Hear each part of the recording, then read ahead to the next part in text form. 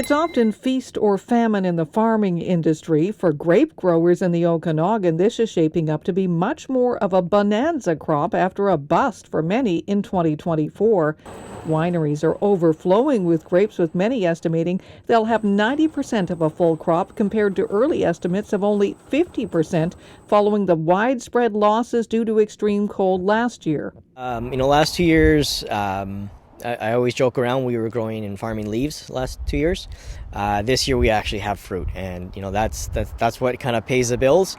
So what Mother Nature's giving us this year with the quantity of everything, it's going to be a great year. Over at Niche Wine Company on Bartley Road in West Kelowna, it's been even longer since they've had a bountiful harvest. Last year's cold snap followed the McDougall Creek wildfire in 2023 and another cold-affected growing season in 2022.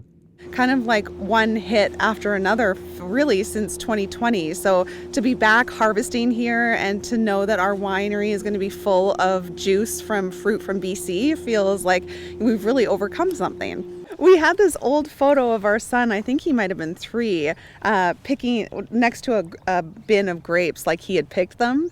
And I picked up the photo just to say, like, oh my gosh, time really does fly. Like, he's 10 now, and like, look at the size of him here. And I'm like, oh, look at our son.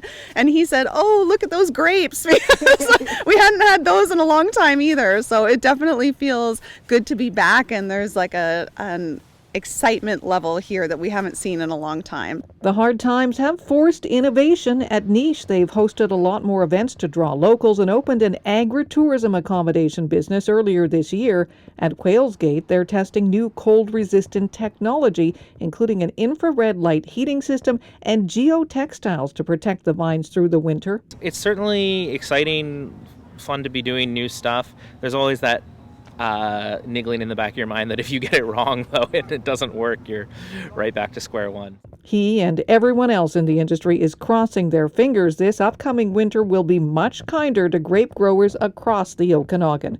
For Castanet News in West Kelowna, I'm Cindy White.